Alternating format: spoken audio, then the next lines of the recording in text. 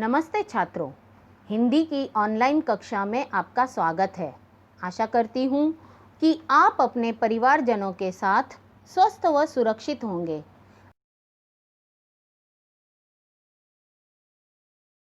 आज हम कक्षा 7वीं की हिंदी पाठ्यपुस्तक सुलभ भारती के पाठ 6 पृथ्वी से अग्नि तक इस पाठ को पढ़ेंगे। यह पाठ हमारे देश के भूतपूर्व राष्ट्रपति एवं महान वैज्ञानिक डॉक्टर APJ अब्दुल कलाम की आत्मकथा का अंश है। इनका पूरा नाम अबुल पाकिर जैनुलाब्दीन अब्दुल कलाम था। इनका जन्म 15 अक्टूबर 1931 को तमिलनाडु के रामेश्वरम में हुआ। 27 जुलाई 2015 को उनका निधन मेघालय के शिलांग में हुआ था। यहाँ वे लेक्चर देने गए थे। डॉक्टर अब्दुल कलाम जी ने कई मिसाइल्स बनाई और वैज्ञानिक क्षेत्र में अपना अनमोल योगदान दिया। इसलिए इन्हें भारत रत्न पुरस्कार से सम्मानित किया गया। भारत रत्न पुरस्कार भारत का सर्वोच्च नागरिक पुरस्कार होता है। कलाम जी को अपने ही देश में मिसाइलों का विकास करने के कारण मिसाइल मैन भी कहा जाता है। अग्नि की उड़ान, छुआ आसमान इनकी प्रसिद्ध रचनाएं हैं। डॉक्टर कलाम जी ने पृथ्वी नामक मिसाइल का निर्माण भारत में ही किया था। इसके सफल प्रक्षेपण के बाद वे रुके नहीं और अग्नि परियोजना पर काम करने लगे। अग्नि मिसाइल स्वदेशी तकनीक से भारत में विकसित की गई है। जमीन से जमीन पर मार करने वाली सक्षम मिसाइल है। यह मिसाइल 700 किलोमीटर तक मार कर सकती है। अग्नि मिसाइल को तैयार करने में 500 से भी अधिक वैज्ञानिकों की टीम काम कर रही थी। इसके प्रक्षेपण में कभी तकनीकी खराबियां आईं तो कभी मौसम ने साथ नहीं दिया। लेकिन डॉक्टर अब्दुल कलाम जी आने वाली कठिनाइयों से न खुद हारे और न ही अपनी टीम को हारने दिया। तो चलिए देखते हैं कि किस प्रकार अनेक गड़बड़ियों और समस्याओं की अग्नि परीक्षा से गुजरकर आखिर में वे अग्नि के प्रक्षेपण में सफल हुए। बालासोर में अंतरिम परीक्षण का काम पूरा होने में अब भी कम से कम 1 साल की देरी थी। बालासोर उड़ीसा के पास एक छोटा सा भाग है। अंतरिम अर्थात मध्यवर्ती, परीक्षण मतलब जांच अर्थात टेस्ट। यहाँ पर मध्यवर्ती जांच करने का कार्य पूरा होने में अभी भी कम से कम 1 साल की देर थी। हमने पृथ्वी के प्रक्षेपण के लिए श्रीहरिकोटा अंतरिक्ष केंद्र में विशेष सुविधाएं स्थापित की। पृथ्वी का प्रक्षेपण अर्थात पृथ्वी का लॉन्च होने के लिए श्रीहरिकोटा अंतरिक्ष केंद्र को चुना गया था। श्रीहरिकोटा आंध्र प्रदेश में द्वीप है। अंतरिक्ष केंद्र का मतलब होता है स्पेस सेंटर। वहाँ पर विशेष प्रकार की सुविधाएं स्थापित की गई थी। इनमें से एक लॉन्च पैड, ब्लॉक हाउस, नियंत्रण उपकरण तथा चलित दूरमिति केंद्र शामिल थे। लॉन्च पैड जिससे रॉकेट उड़ते हैं, ब्लॉक हाउस जहां बहुत सारी मशीनें रखी होती हैं जहां डेटा जमा किया जाता है, नियंत्रण उपकरण मशीनों को कंट्रोल करने वाले यंत्रों को नियंत्रण उपकरण कहा जाता है। ये वहां लगे होते हैं जहां सारे वैज्ञानिक बड़ी सी स्क्रीन पर लैपटॉप या कंप्यूटर द्वारा सब कंट्रोल करते हैं। इसे नियंत्रण कक्ष कहते हैं। वहाँ पर नियंत्रण उपकरण लगे होते हैं।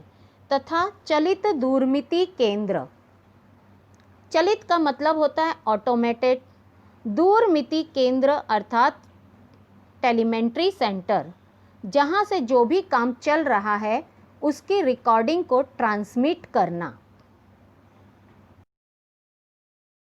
पृथ्वी उपग्रह को 25 फरवरी 1988 को सुबह 11:23 पर छोड़ा गया। पृथ्वी उपग्रह अर्थात पृथ्वी सैटेलाइट को 25 फरवरी 1988 25 फरवरी 1988 को सुबह 11:23 पर छोड़ा गया। यह देश के रॉकेट विज्ञान के इतिहास में युगांतरकारी घटना थी। संपूर्ण भारतवर्ष में रॉकेट विज्ञान के इतिहास में यह एक युग प्रवर्तक अर्थात नए युग को आरंभ करने वाली घटना थी। निर्देशित मिसाइलों के क्षेत्र में एक आत्मनिर्भर देश के रूप में उद्भव ने संसार के सभी विकसित देशों को विचलित कर दिया। निर्देशित अर्थात डायरेक्टेड, मिसाइलों के क्षेत्र अर्थात मिसाइल के फील्ड में एक आत्मनिर्भर अर्थात एक स्वावलंबी देश के रूप में यहाँ पर जो उत्पत्ति हुई थी पृथ्वी उपग्रह की, उसने संसार के जितने भी विकसित अर्थात जितने भी डेवलप्ड कंट्रियाँ थीं उन्हें विचलित अर्थात परेशान कर दिया था।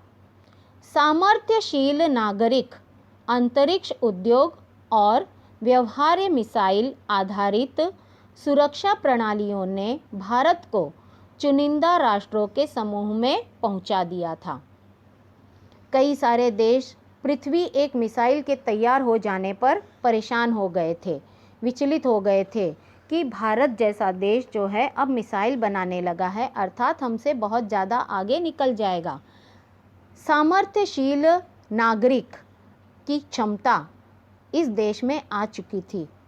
अंतरिक्ष उद्योग अर्थात अंतरिक्ष से जुड़े हुए कार्य भी अब भारतवर्ष में होने लगे हैं और प्रयोग में लाने योग्य मिसाइल पर आधारित प्रणालियों से यहाँ भारत में कार्य किए जाने लगे हैं, जिसके कारण भारत का नाम कुछ गिने चुने राष्ट्रों के समूह में पहुंचा दिया गया था।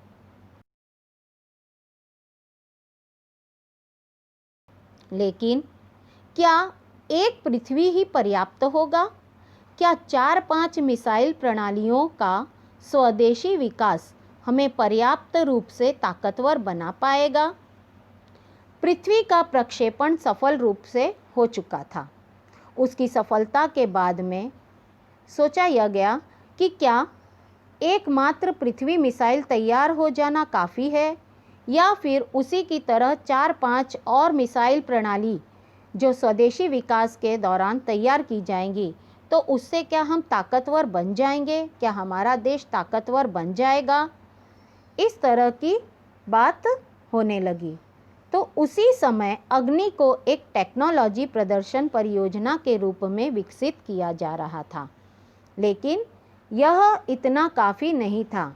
इसी बात को ध्यान में रखकर अग्नि को एक टेक्नोलॉजी प्रदर्शन, टेक्नोलॉजी डेमोस्ट्रेशन परियोजना का मतलब होता है प्रोजेक्ट के रूप में विकसित किया जा रहा था। देश के भीतर उपलब्ध समस्त संसाधनों को दांव पर लगाकर यही एक उत्तर था। अर्थात अब पृथ्वी के बाद में अग्नि को विकसित करना है और उसके लिए देश के भीतर जो उपलब्ध समस्त संसाधन हैं अर्थात जो मौजूद रिसोर्सेज हैं उन्हीं को ही दांव पर लगा करके कुछ तैयार करना है। अर्थात दांव पर लगाना मुहावरा है, कुछ पाने के लिए बदले में कुछ लगाना। अग्नि टीम में 500 से अधिक वैज्ञानिक थे और इन विशाल प्रक्षेपणों में अनेक संगठनों का नेटवर्क बनाया गया। अग्नि टीम को तैयार करने के लिए 500 से भी अधिक वैज्ञानिक इसमें शामिल थे। अर्थात अग्नि मिसाइल को बनाने के लिए 500 से भी अधिक वैज्ञानिक इस कार्य में जुट गए थे। विशाल प्रक्षेपण अर्थात बड़े लॉन्चेस में अनेक संगठन यानी कई टीमों का नेटवर्क तैयार किया गया। अग्नि का प्रक्षेपण 20 अप्रैल 1989 को निर्धारित किया गया। आखिरकार में अग्नि मिसाइल तैयार हो गई और उसका प्रक्षेपण करने के लिए 20 अप्रैल 1989 अर्थात 20 अप्रैल 1989 का दिन निर्धारित निश्चित किया गया। यह एक अभूतपूर्व अभ्यास होने जा रहा था। अभूतपूर्व अर्थात अनोखा, जो इससे पहले नहीं हुआ था, इस प्रकार का अभ्यास होने जा रहा था। अंतरिक्ष प्रक्षेपण यान के विपरीत मिसाइल प्रक्षेपण में व्यापक स्तर पर सुरक्षा संबंधी खतरे शामिल होते हैं। प्रक्षेपण दो प्रकार के होते हैं, एक स्पेसशिप लॉन्च करना और दूसरा मिसाइल लॉन्च करना। तो अंतरिक्ष प्रक्षेपण यान अर्थात स्पेसशिप को लॉन्च करना होता है और मिसाइल प्रक्षेपण अर्थात मिसाइल को लॉन्च करना होता है। तो जिसमें स्पेसशिप में लॉन्च करते समय खतरा कम होता है, परंतु मिसाइल को लॉन्च करने में खतरा अधिक बढ़ जाता है। प्रक्षेपण की पूर्व तैयारी की सारी गतिविधियां तय कार्यक्रम के अनुसार पूरी हो गई थी। अग्नि का प्रक्षेपण करने के लिए जो उससे पहले तैयारियां की जानी चाहिए थी, वो सारी तैयारियां, सारी एक्टिविटीज़ के जो कार्यक्रम थे वे पूर्ण हो चुके थे। जिस समय हम T14 सेकंड पर थे, कंप्यूटर ने संकेत दिया कि उपकरणों में से कोई एक ठीक से काम नहीं कर रहा है। जैसे ही अग्नि का प्रक्षेपण का कार्य आरंभ करने के लिए तैयारी हो चुकी, तो उसी समय जब वे पूरी की पूरी टीम जो थी वह T14 सेकंड पर आई, तब कंप्यूटर के द्वारा एक मैसेज आने लगा कि सभी उपकरणों में से कोई एक उपकरण ऐसा है जो कि ठीक से काम नहीं कर रहा है। ऐसा संकेत मिलने के तुरंत बाद उसे सुधार भी लिया गया। इस बीच निचली रेंज केंद्र ने होल्ड के लिए कहा। निचली रेंज केंद्र अर्थात लोअर रेंज सेंटर, वहाँ से होल्ड का संकेत आने लगा। अगले कुछ सेकंडों में जगह जगह होल्ड की ज़रूरत पड़ने लग गई और हमें प्रक्षेपण स्थगित करना पड़ा। अर्थात अगले ही कुछ पलों में ही होल्ड की आवश्यकता होने लगी और अब्दुल कलाम जी की सारी टीम को अग्नि का प्रक्षेपण रद्द कर देना पड़ा, अर्थात कैंसिल कर देना पड़ा। मैं अपनी टीम के सदस्यों से मिलने गया, जो सदमे और शोक की हालत में थे। जब अग्नि का प्रक्षेपण पहली बार में नहीं हो पाया, बहुत सारी बाधाएं आने लगी, होल्ड के संकेत मिलने लगे, तब जो टीम के वैज्ञानिक थे वे सभी बहुत ही निराश हो गए, सदमे में आ गए, शॉक्ड हो गए और शोक की हालत में आ गए, अर्थात वे बहुत ज़्यादा दुखी हो गए। ऐसे में अब्दुल कलाम जी अपनी टीम के सदस्यों के पास मिलने के लिए गए। मैंने SLV 3 के अपने अनुभव को उनके साथ बांटा।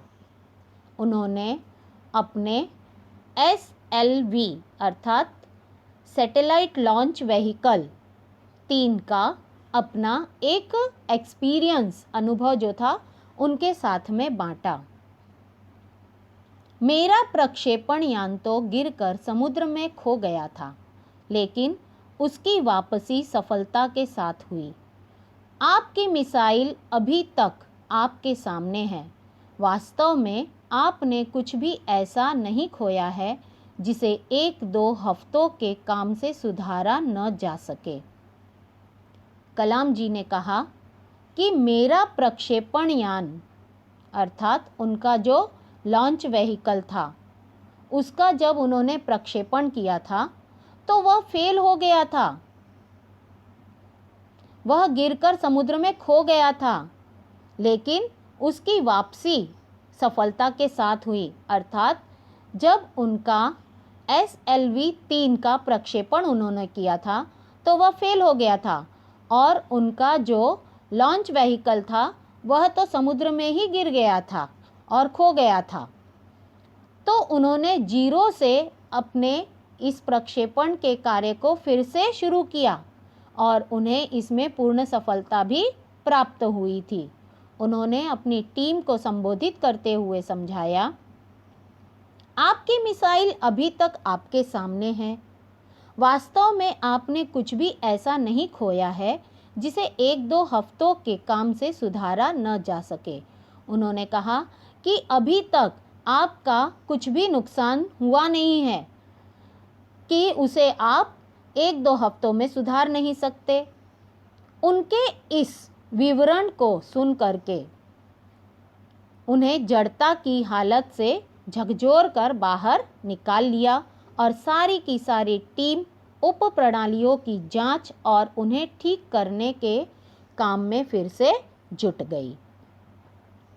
जब अब्दुल कलाम जी ने अपनी टीम को संबोधित करते हुए अपना अनुभव उनके साथ में बांटा तो उनके इस अनुभव को सुन करके, उनके इस विवरण को सुन करके सारे के सारे जितने भी वैज्ञानिक थे वे अपनी अचेतना की हालत से बाहर आ गए। उनके इस विवरण ने उन्हें झकझोर दिया और वे सभी के सभी टीम की उप प्रणाली पर अर्थात उसकी उप पद्धति की पूरी जांच करने के लिए शुरू से फिर से जुट गए थे और उसे ठीक करने के लिए उन्होंने अपना योगदान दिया। इस प्रकार से अब्दुल कलाम ने उनका मनोबल बढ़ाया। यहाँ तक हमने पाठ पृथ्वी से अग्नि तक का भाग 1 पढ़ा। इसके आगे पढ़ेंगे भाग 2 में। धन्यवाद।